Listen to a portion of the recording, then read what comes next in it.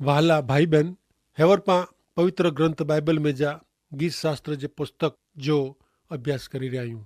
अॼु पा इन जे 33 ने 34 ई ॿ अध्याय जो अभ्यास कंदासीं। तो अचो पहला पा गीत शास्त्र जो पुस्तक पंहिंजो 33 अध्याय ने पहली 3 कलम सुनो। हिते लिखे था कि हे न्यायी ऐं ईश्वर में आनंद करियो, ख़ुशि थियो, योग्य माण्हू भजन करे उहो ख़ासो आहे।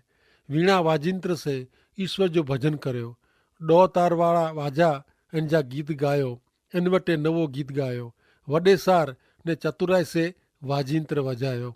ही न्यायी केरु आहे जंहिंजे पाप जी माफ़ी मिलई आहे, जेके हाणे ईश्वर न्यायी ठहिरायो आहियूं। उहो ही लोक ने अहिड़ा लोक, अहिड़ो समाज ईश्वर जी स्तुति भजन करे उहो बराबरि आहे। कलम 2 में त वाजिंत्र जा नाह पण ॾिने में आया आहिनि। 3 कलम में जणाए में आयो आहे कि नवो गीत गायो। मित्र, स्वर्ग में पां ईश्वर जी आराधना भक्ति करीबो, ईश्वर जी स्तुति करीबो। मित्र, बाइबल में स्वर्ग के आराम करे जो ने भोग विलास करे जी जगह नाहे चयो। ईश्वर पिंड होते हूंदा ने न्यायी पवित्र ईश्वर होते ऐं होते ख़ासी व्यवस्था, सम्मान ने पवित्रता आहे। गीत शास्त्र 33:4-9 में ईश्वर जो शब्द बरोबर योग्य आहे ने इन जा मेड़े कम विश्वास से थिए था। वो न्यायी ने न्यायी वर्तन इच्छे थो। पृथ्वी पर जी ईश्वर जी कृपा से भरपूर है। ईश्वर जे शब्द से आकाश ने इन जे मौजे श्वास से इन जी मेड़े सेना उत्पन्न थई।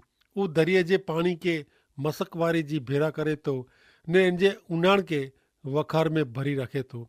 सजी पृथ्वी ईश्वर से ध्रजो, दुनिया जा मिड़े रहवासी इन जो ध्रा रखो।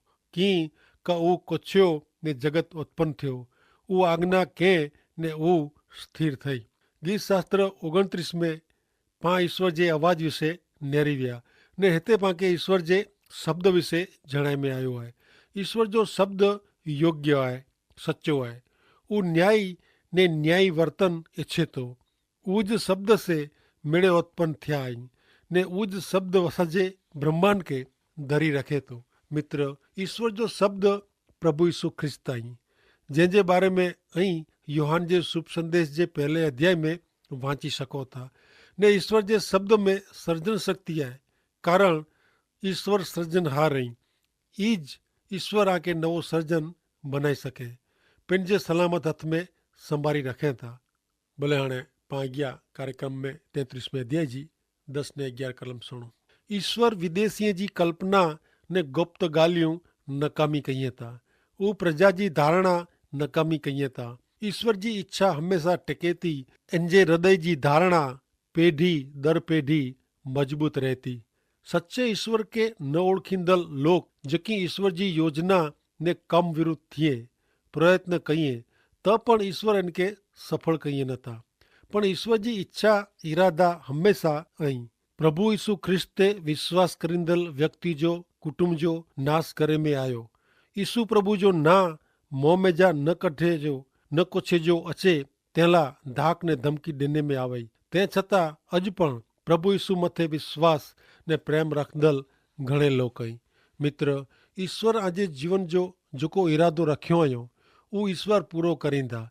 ईश्वर सर्वशक्तिमान आई ने ईश्वर उन ते भरोसो रखदल के निष्फल कई नथा। अॻियां नेरियो गीत शास्त्र 33 ने तंहिंजी 12वीं कलम। जिन प्रजा जो देव ईश्वर आहे ने जिन लोक के पंहिंजे वारसे लाइ पसंदि कयो आहियो उन्ही के धन्य आहे। मित्र, जिन व्यक्ति जो, जिन कुटुंब जो, जिन देश जो देव यहोवा आहे उहो सच्चाई धन्य आहे। मित्र, मुक्तिदाता प्रभु यीशु ख्रिस्त में पां सच्चे ईश्वर जो सची रीते भजन करी सघिबो ने तॾहिं पंहिंजो देश धन्य बनी सघंदो। मित्र, व्यक्ति के, कुटुंब के ने पंहिंजे देश के प्रभु यीशु ख्रिस्त जी ज़रूरु आहे। उहो चए था मूं वटि अचो ने आराम गनो, मूं वटि अचो ने सिखो। अॻियां नेरियो गीत शास्त्र 33:13-20 कलम। ईश्वर आकाश में जा नेरिए था, उहो मेड़े माण्हू के नेरिए था। पंहिंजे निवास स्थान में जा उहो पृथ्वी जे मेड़े रहवासी के ॾिसे था। एतिरे देव जेको मिणी जे हृदय जो सर्जन आहे ने उन जा मेड़े कम ध्यान में रखंदल आहे वो उन्हीं के नेरिए था। वॾे सेना से लश्कर से कोई राजा बनी सके नथो।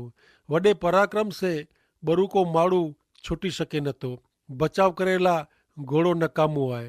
हू पंहिंजे घणे बर से कंहिंखे उगारी सघंदो न। नेरियो ईश्वर जा भक्त ने उन्हीं जी कृपा ते आधार रखदल ते कृपा दृष्टि आहे, जेथी हू उन्हीं जे जीव के मौत से बचाईए ने डोकार टाणे उन्हीं के जीरा रखे। पंहिंजो आत्मा ईश्वर जी वाट नेरे आहे। हू पंहिंजो मदद करता ने पंहिंजी ढाल आहे। मित्र, कलम 13-15 में ईश्वर के नेरिंदल तरीके जाहिर कयो हुयूं। हा मित्र, ईश्वर स्वर्ग में जा नेरिए था ने ईश्वर जी अक्से कीअं छुपो रहे नथो। बाइबल जणाए थो कि ईश्वर पंहिंजे हृदय जे गुप्त विचार के पण जाणे था, पंहिंजी मिड़े कल्पना विचार के जाणे था। मित्र, ईश्वर कोई स्थूल सीमित वस्तु का व्यक्ति न है। वो पराक्रमी सर्जनहार ईश्वर ही। जो व्यक्ति अंधारे जो लाभ गिनी कम काज करे, कारा कम करे, कपोई छुपो रही गुप्त में पाप करे, ईश्वर मिड़े नेरिए था। व्यक्ति जो को ईश्वर ते विश्वास रखे था इनके ज पाप से बचणो वे तो ईश्वर मुके नेरिए था ऊज वचन याद रखे जी जरूर है। मित्र, आंजा सर्जनहार आके लगातार नेरिए था। माण्हू कॾहिं पण ईश्वर जी नज़र में जा बची सके नथो। भले हाणे पाण नेरियूं अॻियां 33वें अध्याय जी 21 ने 22वीं कलम। पंहिंजो दिल इनसे खुश थींदो कारण पा इन जे पवित्र नामे भरोसो रखियो आहे। हे ईश्वर, असीं तो ते आशा रखी आहे, इन प्रमाणे तोजी कृपा असां ते थियो। कंहिंजा दिल कोलाए खुश थींदा? त जवाब आहे पां, आऊं ने आई। जो इन जे नाते प्रभु यीशु ख्रिस्त जे नाते भरोसो विश्वास रखियो हूंदो त दिल में ख़ुशी थींदी, आनंद मज़ा हूंदी। अॼु माण्हू ख़ुशि थियला, मज़ा करेला, ख़ुशि थिवा जे अहिड़ो सुणेला वाचेला क नेरेला प्रयत्न करे थो, पण कोरो इनसे सच्चाई मज़ा आनंद इनके मिले था। ते पोइ उहो पाछो थधो थई कपार ते हथ ॾेई वेही रहे थो। मित्र, ईश्वर जो आनंद कोई चीज वस्तु में मिले नथो। जॾहिं प्रभु यीशु ख्रिस्त ते विश्वास करी व्यक्ति ईश्वर के मेળવે थी तॾहिं सच्चे आनंद मज़ा जी शुरूआत थिए थी ने ही मज़ा आनंद मेળવેલા व्यक्ति के लगातार ईश्वर में, प्रभु यीशु ख्रिस्त में, उन्हीं जे वचन में, ईश्वर जी आधीनता में रहिजो आहे।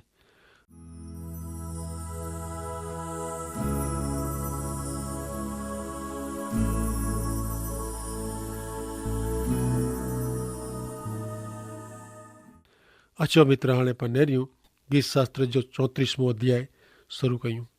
गीत शास्त्र 34मों अध्याय ने पहली ने 2 कलम। आऊं हमेशा ईश्वर के धन्यवाद ॾींदो, मुंहिंजे मुंहं से इंजी स्तुति भजन लगातार थींदी। मुंहिंजो आत्मा ईश्वर जे कारणे वॾाई करींदो। ग़रीब लोग ऊ सुणीने ख़ुशि थींदा। दाऊद राजा मुसीबत में वो तॾहिं उहो हताशा निराशा जो अनुभव कयईं ने उहो भॼंदो फिरियो जाणे इन जे जीवन जो अंत अची वियो वे, अहिड़ो इनके लॻो। पण मित्र, इनके इनजी भुल सम्झाई। उहो पाछो फिरियो, उहो ईश्वर तरफ़ पाछो फिरियो ने उहो ही गीत लिखंदे चए, ऐं हर एक टाइम ते हमेशा ईश्वर के धन्यवाद ॾींदो। मुंहिंजे मुंहं से ईश्वर जी स्तुति भक्ति हमेशा लगातार थींदी। मित्र, ईश्वर जी स्तुति भजन मात्र ख़ासि ॾींहं जे लाइ न आहे। ईश्वर स्तुति हरेक संजोग ने समय लाइ आहे, कारण ईश्वर कॾहिं पण इन जे बालक खे छॾी ॾिए नथा। मुसीबत में ऐं ईश्वर जी हाज़िरी जो वधु नज़दीक जो अनुभव करी सघो था। उहो मुंहिंजो अनुभव आहे। दाऊद राजा ईश्वर स्तुति भक्ति कंदे साक्षी पुरे थो। इन जो वलण ईश्वर साक्षी ने स्तुति भजन माटे आहे। प्रिय मित्र, जीअं ऐं ईश्वर ते वधु आधार रखंदा तीअं ऐं उन्ही नूं वधु नज़दीक थींदा ने जीअं व्यक्ति ईश्वर नज़दीक वञे थो तीअं उहो ईश्वर के वधु जाणे थो। ईश्वर के हृदय ॾींदल व्यक्ति ईश्वर जी स्तुति भक्ति करे थो। भले हाणे नेरियूं अॻियां गीत शास्त्र जो 34मों अध्याय ने तंहिंजी 3 થી 6 कलम। मूं भेरो ईश्वर के वॾो मञियो ને પાં ભેરા થઈને એનજો ના વડો મનો। આઉં ईश्वर जी शोध कई ने ऊ मूंखे जवाब ॾिने ने मुझे मिड़े द्राह में जा छोड़ाए। उन्ही तरफ़ नेरियो ने अजवारो मेळवियो ने आंजा मों कॾहिं पण जाखा क बोठा पवंदा न। ही कंगाल माण्हू पोकार के ने ईश्वर इनजो सुणीने इनजे मिड़े संकट में जा छोड़ायो। वाला भाई बहन, दाऊद राजा जाणे लोक के आमंत्रण ॾे थो। इन प्रमाणे त्री कलम में चए थो, मूं भेरा ईश्वर खे वॾो मञियो ने पां भेरा थई इनजो ना वॾो मञियो। दाऊद पंहिंजो अनुभव जणाए थो ने इनजी ख़ुशी में भागीदार थियला अॼु पांखे पण ईश्वर जे ना जो स्तवन भजन करियो खपे। ईश्वर जे ना खे धन्यवाद ॾियो। ई ईश्वर चवनि था त ऐं ईश्वर जे नाम में प्रभु यीशु ख्रिस्त खे धन्यवाद ॾियो। इन ते विश्वास रखो। चौथी कलम में दाऊद ईश्वर साथे जा पंहिंजा अनुभव फेरी जणाए थो। हू चए थो, ईश्वर मूंखे जवाबु ॾिनो ने ईश्वर मूंखे मिड़े द्राह में जा छोड़ायो। सोणो कलम 4, आऊं ईश्वर जी शोध कई ने ऊ मूंखे जवाबु ॾिने ने मूंखे मुंहिंजे मिड़े द्राह में जा छोड़ायो। मित्र, मूंखे आंजी मुश्किली आंजा अंगत सवाल आंजे द्राह जी ख़बर न आहे, पण ईश्वर खे ख़बर आहे। कुलाए ऐं आंजी मुंझवण आंजो द्राह प्रभु यीशु ख्रिस्त खे नथा जणायो। चौक्कस ऐं ही दाऊद राजा वारे जी ज़रूरु चई सघो कि प्रभु यीशु ख्रिस्त मूंखे छोड़ायो। 5મી कलम में पाछो उहो आमंत्रण ॾे थो, ईश्वर साम्हूं न रहियो, कारण ईश्वर अजवारो आहे ने उन्ही जो अजवारो आंजे जीवन ते पवंदो, तंहिं लाइ ऐं बोठा पवंदा। 6ठी कलम में दाऊद ईश्वर जे करेल अजायब बचा विषय जणाए थो। मित्र, ईश्वर संकट में जा छोड़ाईं था, उज संकट में जा बचाईं था ने अहिड़ी ज रीते मुक्तिदाता प्रभु यीशु ख्रिस्त पांखे पाप मरण ने शैतान जी गुलामी बचाईं था। गीत शास्त्र 34 ने 7મી कलम। ईश्वर जे भक्त जी आजू बाजू इनजो दूत रहठाण करे थो ने उन्ही खे छोड़ाए थो। गीत शास्त्र जे पुस्तक में ईश्वर जे दूत विषय फक्त 3 जगह ते जणाए में आयो आहे। पहला हिन अध्याय में, तंहिं पोइ गीत शास्त्र 5 ने 6 अध्याय में दूत विषय न पण हिकिड़े वचन में दूत विषय जणाए में आयो आहे ने ही दूत ॿियो कोई न पण प्रभु यीशु ख्रिस्त विषय जणाइए था। नए करार में प्रभु यीशु ख्रिस्त जे जन्म पोइ प्रभु यीशु ख्रिस्त पंहिंजे शिष्य खे चयो, आऊं हमेशा भेरो आहियां। माथी 28 ने 20 ने हिब्रू 13 अध्याय ने 5 में पण चए था कि प्रभु यीशु ख्रिस्त जणाइए था कि आऊं आके कॾहिं छॾी ॾींदो न। मित्र, माण्हू जात लाइ उद्धारक आहे, हाणे पंहिंजा बचाईंदड़ उद्धारक प्रभु यीशु ख्रिस्त आहे। 34 अध्याय 8મી कलम। अनुभव करियो ने नेरियो, ईश्वर उत्तम आहे, ख़ासो आहे। माण्हू जेको उन ते भरोसो रखे थो इनखे धन्य आहे। हिन कलम में दाऊद पांखे जणाए थो कि आऊं जेकी चाह थो उज आंखे सचो लॻंदो न वे त आऊं जिन ईश्वर विषय जणायां थो इनजो ऐं जात अनुभव करियो। कलम 8 सुणो, अनुभव करियो ने नेरियो, ईश्वर ख़ासे में ख़ासो उत्तम आहे। माण्हू जेको इन ते भरोसो रखे थो इनखे धन्य आहे। वाला भाई बहन, मात्र ईश्वर अज ख़ासे में ख़ासा उत्तम आई। दाऊद पंहिंजे जीवन में उहो अनुभव कयो, तंहिं लाइ उहो हिन प्रमाणे जणाए थो। उहो जॾहिं कटोकटी में संकट में हो तॾहिं साउल राजा नूं बचेला भजंदो फिरंदो हो। तॾहिं इनजी पत्नी, इनजा छोकिरा, इनजा माता पिता, भाउ का इनजे सगे संबंधी साथे ईश्वर जी बरोबरी न करे सघियो। अरे ત્યાં સુધી इनजा साथी सैनिक પણ ખાસા ન લગા। इनजी पंहिंजी शक्ति धन दौलत कीअं वधू खासो साबित थियो। मित्र, टेम अचे थो तॾहिं माण्हू लाइ मिड़े नकामो थी वञे थो, पण माण्हू जेको ईश्वर ते भरोसो रखे थो, जीरे ईश्वर ते विश्वास रखे थो, उहो धन्य आहे, सुखी आहे। भले हाणे पाण अॻियां नेरियूं गीत शास्त्र जे 34 अध्याय जी 9મી ने 10મી कलम में कुर चवनि था, ईश्वर जा संत इनजो द्राह रखो कीअं क इनजो द्राह रखंदल खे कीअं खोट पए नथी। सीं जे बच्चे खे तंगी पए थी ने बुख वेठणी पए थी, पण जेको ईश्वर खे गोतीअ था उन्ही खे कोई पण खासे वाने जी अछत हूंदी न। ईश्वर कंहिंजी ज़रूरियातूं पूरियूं पाड़ीअ था, जेको ईश्वर जो ध्याउ रखे था उन्ही जी। मित्र, पंहिंजे रोज़ जे जीवन व्यवहार में ईश्वर जो ध्याउ रखे जो आहे। ईश्वर ते भरोसो रखंदड़ व्यक्ति कंहिंजो अनिति से पढ़ाए गिने नथी, हू लांच गिनी ने ॾेई ने गैरलाभ गिने नथी, हू चोरी करे नथी ने लोभ रखे नथी। इनके नौकरी जी ज़रूर आहे ने हू मिणीला ईश्वर जे ध्याउ में रहीने ईश्वर ते विश्वास रखीने ईश्वर जो पंहिंजो कमु करे थो। 10वीं कलम पाण अजायब जहिड़ो वरदान ॾिए थी। दाऊद राजा जॾहिं जंगल में फिरंदो हो तॾहिं हू सिंह जे बचे खे बुखिया नेरे में। सिंह जेको जनावरनि जो राजा, जेको गमेन रीते शिकार करे थो, पण अहिड़े सिंह जा बच्चा बुखिया रही सघनि था। पण ईश्वर ते भरोसो रखंदड़, ईश्वर ते विश्वास रखंदड़ व्यक्ति खे कोई पण खासे वाने जी, कोई पण ज़रूरियात जी तंगी पवंदी न। प्रिय मित्र, मुक्तिदाता प्रभु यीशु ख्रिस्त ते विश्वास करींदड़ व्यक्ति आध्यात्मिक ने शारीरिक रीते धराजे थी। प्रभु यीशु ख्रिस्त ज आध्यात्मिक भोग संतोषीअ था, कारण प्रभु यीशु ख्रिस्त जीवन जो पाणी ने जीवन जी मानी है, रोटली है। गीत शास्त्र 34 अध्याय 11 थी 15 सुणो, इनमें कुरचें था, अचो छोकराऊं मुझो सुणो, आवां के ईश्वर जो ध्याउ रखंदे सेखारींदो। क्यों माण्हू लंबी जिंदगी अचे थो ने खासो शुभ नेरेला वॾी उमिरि इच्छे थो, त बूंडो कुछे तोजी झिबके ने कपटनू तोजे मौके संभार, बूंडे नू छेटो थी ने शांति गोत ने इन पुठिया थी। न्याय ते ईश्वर जी कृपा दृष्टि आहे, उन्ही जी अरज ते इन जा कन ओघाड़ा आई। ईश्वर जो ध्याउ रखंदड़ माण्हू खे कुरो करे जो आहे। बूंडो बोले से, खोटो कुछे से, ईश्वर विरुद्ध बोले से पंहिंजी जिब के पाप नू छीटी रखे जी है। जिब जी बूंडाए जीवन जो कपट, बूंडाए नू छेटो रही भलो गोती शांति पुठिया रेजो आहे ने परिणामे ईश्वर आके लंबी जिंदगी ॾींदा। ईश्वर अहिड़ी व्यक्ति जी प्रार्थना जो हाँ में जवाब ॾिए था।